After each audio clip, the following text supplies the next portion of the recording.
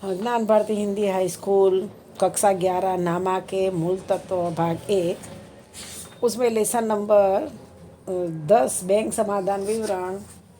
Point number 1 है रोकड़ बही और पासबुक के अनुसार बैंक की बाकी में अंतर पाने के कारण। जब व्यापारी बैंक के साथ व्यवहार करता है तब व्यापारी जरूरी प्रविष्टि अपनी रोकड़ बही में करता है और बैंक इस व्यवहार की प्रविष्टि व्यापारी को पासबुक में करके देता है।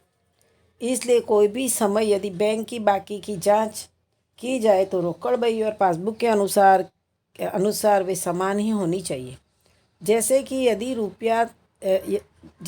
यदि तारीख 31/3/2015 के रोज रोकड़ बही के अनुसार बैंक की उधार की बाकी है 5,000, अर्थात कि बैंक से रुपया 5,000 हो, तो उस तारीख को पासबुक के अनुसार जमा बाकी 5,000 अर्थात कि बैंक से 5,000 ही होनी चाहिए।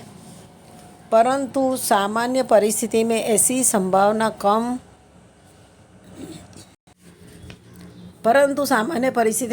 संभावना कम रहती है। इसके विविध कारण निम्नलिखित हैं। अब पहला कारण है कि बैंक में भरे परंतु बैंक ने जमा नहीं किए चेक।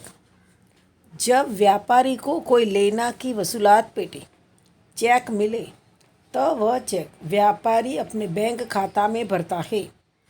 जब प्राप्त चेक बैंक में भरा जाता है तब बैंक शेष बढ़ता है। ऐसा मानकर उसका लेखा रोकड़ बही में उधार पक्ष में बैंक खाना में किया जाता है। परंतु सामान्य रूप से बैंक चेक की रकम तुरंत ही व्यापारी के खाते जमा नहीं करता है। बैंक को जब उस चेक की रकम मिल जाती है तभी उस चेक की रकम व्यापारी के खाते जमा करता है।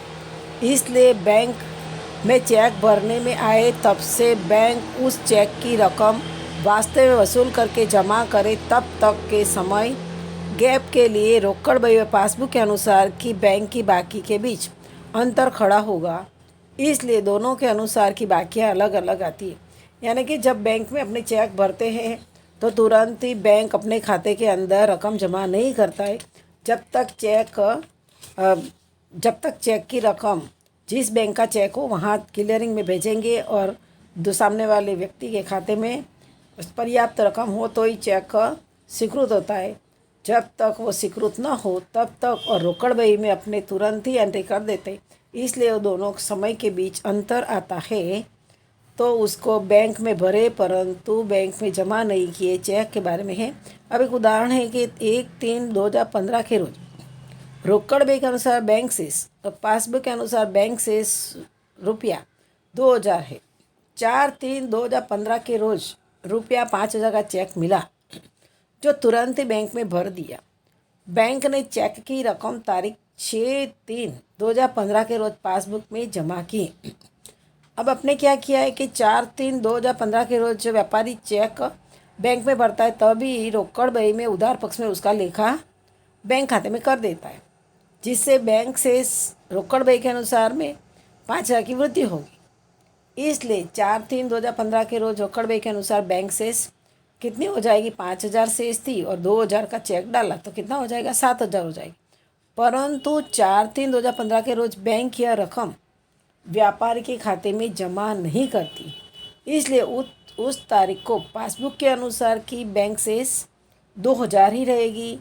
इसलिए रोकड़ बही और पासबुक के अनुसार की बैंक शेष में 5,000 का अंतर आएगा, जिसका कारण व्यापारी द्वारा भरा परंतु बैंक ने व्यापारी के खाते जमा नहीं किए चेक है। अब दूसरा पॉइंट क्या है? लिखे परंतु भुगतान के लिए प्रस्तुत नहीं हुए चेक। जब व्यापारी अपने दायित्व का भुगतान करने के लिए किसी अन्य व्यक्ति को चेक लिखकर देता है तब उसका लेखा तुरंत ही रोकड़ बही में जमा पक्ष में बैंक खाने में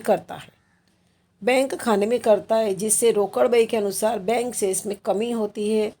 परंतु जब तक जिस व्यक्ति को चेक दिया है वह व्यक्ति वह चेक बैंक में भुगतान के लिए प्रस्तुत न करे और जब तक बैंक उस चेक का वास्तव में भुगतान न करे तब तक पासबुक के अनुसार की बैंक शेष घटती नहीं है। इसलिए चेक लिख कर देना और उसके भुगतान के लिए प्रस्तुत होना के बीच के समय गैप के लिए रोकड़ बही और पासबुक के अनुसार कि बैंक से इसमें अंतर उद्भव होता है। अब अपने किसी को चेक दिया हो तो अपने क्या करते हैं, रोकड़ बही में से तुरंत ही रकम कम कर देते हैं और बैंक में भी कम होगी, पर जब तक बैंक में ये चेक प्रस्तुत के लिए नहीं आएगा तब तक बैंक से रोकड़ बही के बीच अंतर आता है। उदाहरण है कि 28/3/2015 के रोज रुपया 4,000 की बैंक से रोकड़ बही और पासबुक के अनुसार है। उसी दिन 1,000 का चेक लिखकर लेनदार को दिया गया, जो लेनदार ने बैंक में रुपया 1/4/2015 के रोज प्रस्तुत किया। अब यहाँ पे क्या किया है, 28/3/15 के रोज 4,000 बैंक से रोकड़ बही के अनुसार पासबुक के अनुसार थी और उसी दिन उसने 1,000 का चेक लिखकर लेनदार को दे दिया, तो 1/4/2015 के रोज ये चेक प्रस्तुत हुआ। इसलिए व्यापारी ने 28/3 के रोज 1,000 का लेखा चेक लिख कर दिया, उसका लेखा तुरंत ही रोकड़ बही में जमा पक्ष में बैंक खाने में किया और 28/3/15 के रोज बैंक से 1,000 से घटेगी और बैंक से 3,000 होगा, जबकि बैंक वह रकम 1/4/15 के रोज चुकाने से उस तारीख को व्यापारी के खाते में उधार करेगा, उससे पहले वो उधार करेगा नहीं। इसलिए 28/3/2015 के रोज पासबुक के अनुसार बैंक से 4,000 रहेगी, रोकड़ बही और पासबुक के अनुसार कि बैंक से इसमें 1,000 का अंतर आएगा, जिसका कारण व्यापारी ने लिख कर दिया परंतु बैंक में भुगतान के लिए प्रस्तुत नहीं हुआ चेक है। अब तीसरा पॉइंट है कि ग्राहक द्वारा सीधी बैंक में जमा कराई रकम।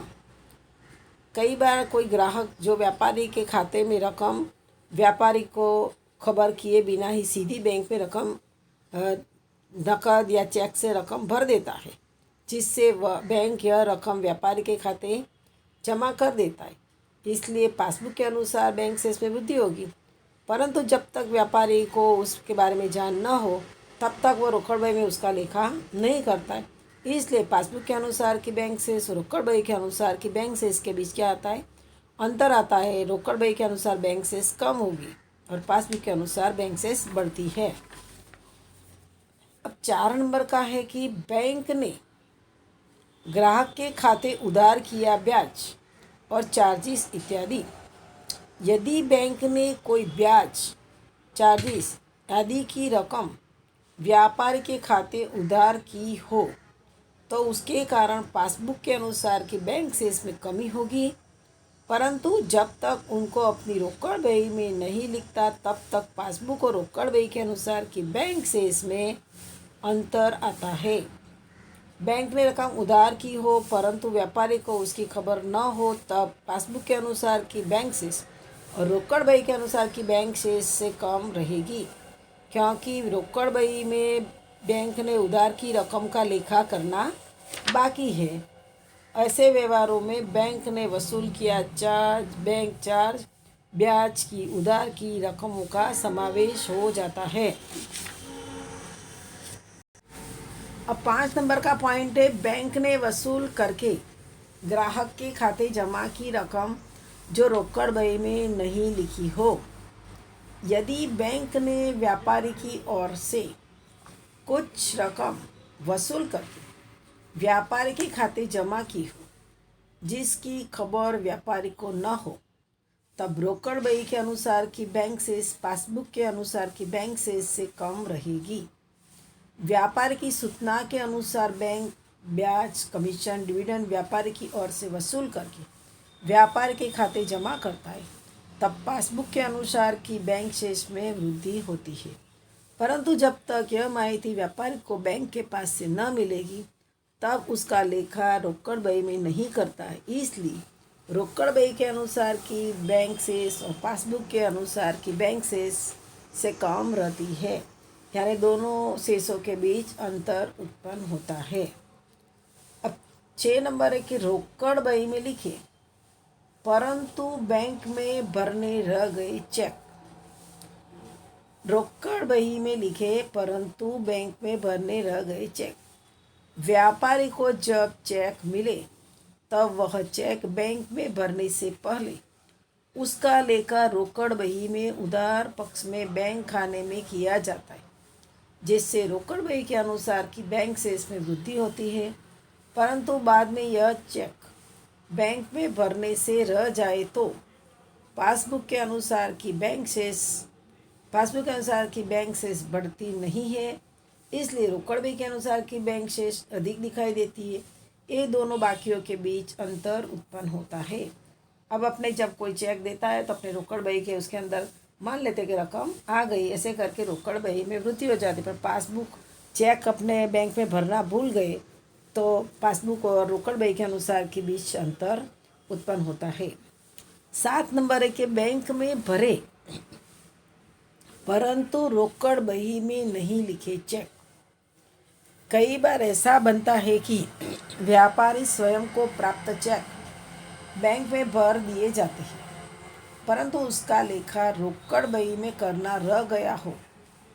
इस परिस्थिति में बैंक चेक की रकम व्यापारी के खाते जमा कर देता है, इसलिए पासबुक के अनुसार कि बैंक शेष बढ़ जाती है, परंतु उसका लेखा रोकड़ बही में करने से रह जाने से रोकड़ बही के अनुसार की बैंक शेष पासबुक के अनुसार की बैंक शेष से कम रहती है। 8 नंबर का पॉइंट है लिखे और प्रस्तुत हुए परंतु रोकड़ बही में नहीं लिखे चेक।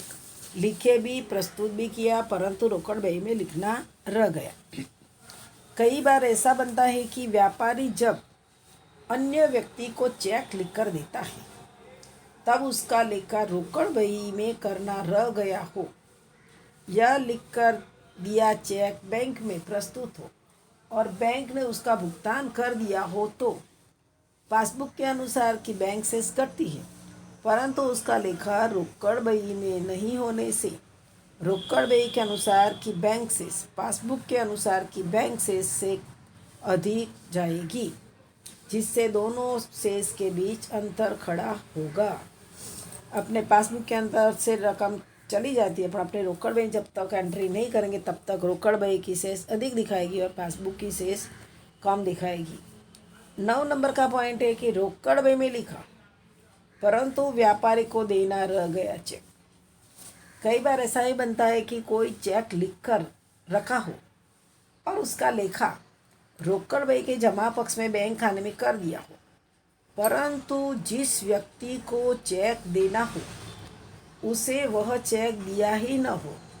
ऐसी परिस्थिति में रोकड़ बही के अनुसार की बैंक शेष घट जाती है, परंतु पासबुक के अनुसार की बैंक शेष पर कोई प्रभाव नहीं बढ़ता है और ये दोनों के बीच अंतर खड़ा होता है।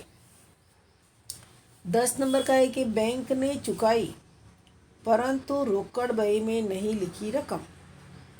अधिकतर व्यापारी बैंक को अमुक निश्चित रकम अमुक निश्चित उद्देश्य के लिए सीधी चुकाने की बैंक को सूचना देता है, जैसे कि नियत तारीख पर बिजली का बिल चुकाना, दुकान का बीमा प्रीमियम चुकाना आदि।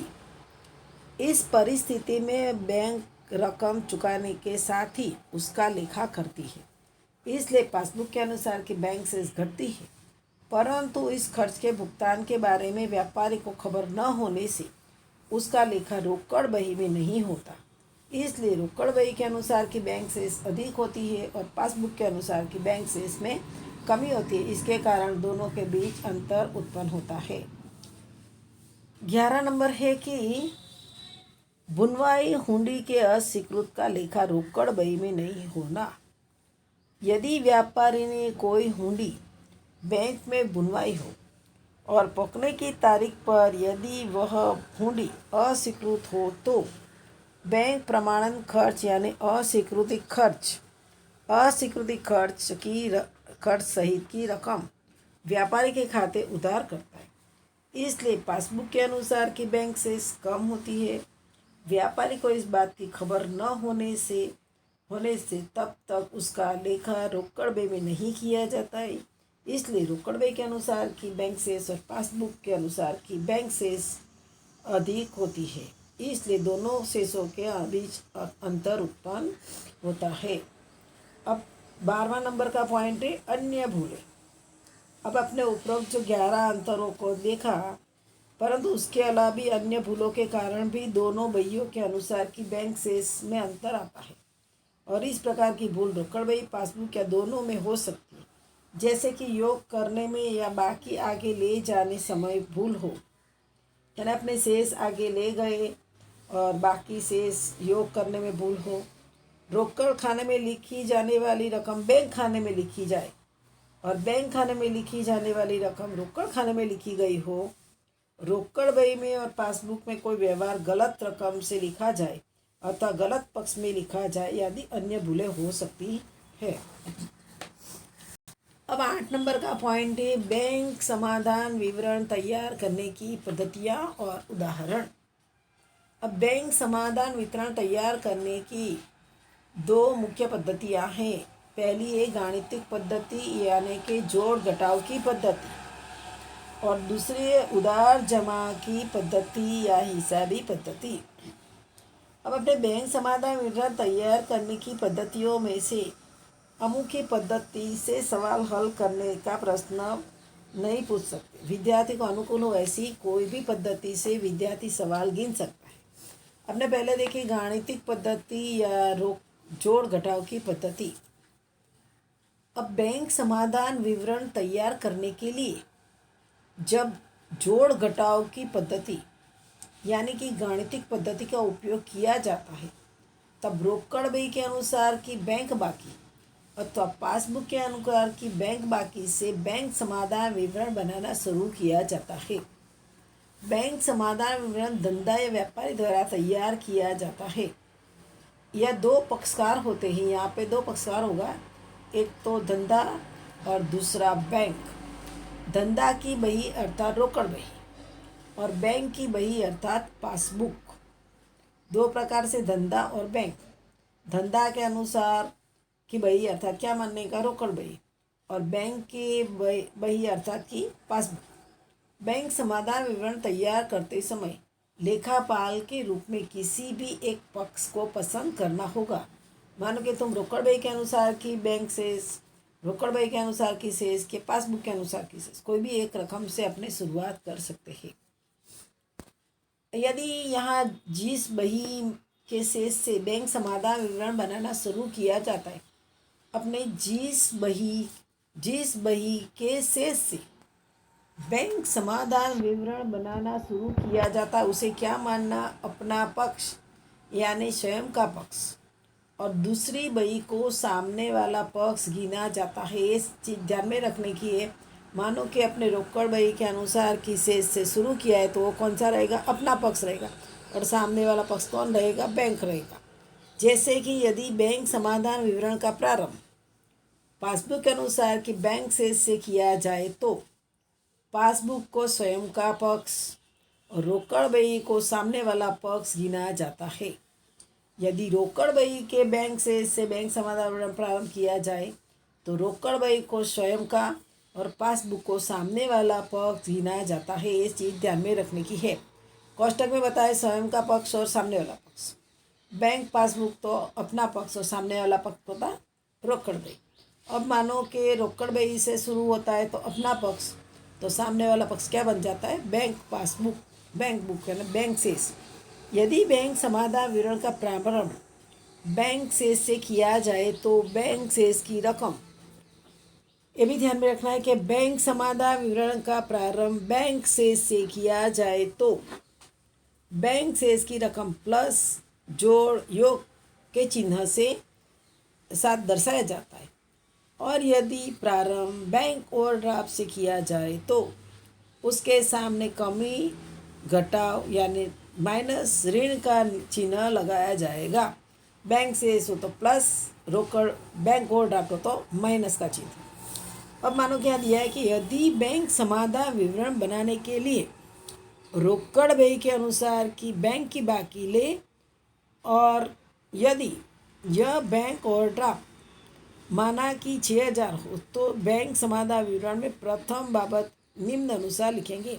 यहाँ लिखा है श्री खाली जगह का तारीख खाली जगह का बैंक समाधान विवरण, उसमें तारीख विवरण और रकम।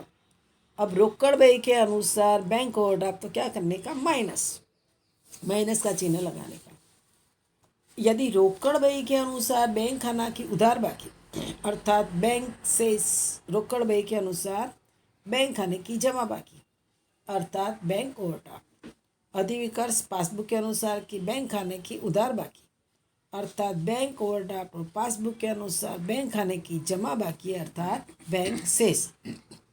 एक बार बैंक समाधान विवरण में चेक की बाकी लिख दी जाए उसके बाद रोकड़ बही में किया लेखा को उसी की समय दौरान की पासबुक के साथ मिलाया जाता है या तुलना करते हैं और यदि अंतर आता हो तो उसके कारण खोजे जाते हैं। अंतर के कारण खोजने के लिए उसके बाद उसके आधार पर बैंक समाधान विवरण तैयार किया जाता है। गाणितिक पद्धति से कौन सी रकम बैंक की बाकी में जोड़ना और कौन सी घटाना उसके लिए एक नियम का उपयोग करना संभव बनता है। यह नियम इस प्रकार है कि सामने वाला पक्ष ने जिस प्रकार से किया हो वैसा करो। ये नियम बहुत ज़रूरी है। सामने वाला पक्ष जैसा करता है ऐसा करो। सामने वाला पक्ष ने जिस प्रकार से किया है वैसा करो। अब इस नियम को समझो। जिस बही की बैंक की बाकी से बैंक समाधान विवरण शुरू किया जाता है वह अपना पक्ष गिना जाएगा और अन्य को सामने वाला पक्ष। यहाँ नियम के अनुसार जो सामने वाले पक्ष ने किया हो वैसा करना है। ऐसा क्यों करना चाहिए? अब उदाहरण है कि 31/3/2015 के रोज पासबुक के अनुसार बैंक खाना की जमा बाकी ₹6000 है, जबकि रोकड़ बही के अनुसार बैंक खाने की उधार बाकी 5000 है। 28/3/2015 के रोज ₹1000 का चेक लिख कर दिया था।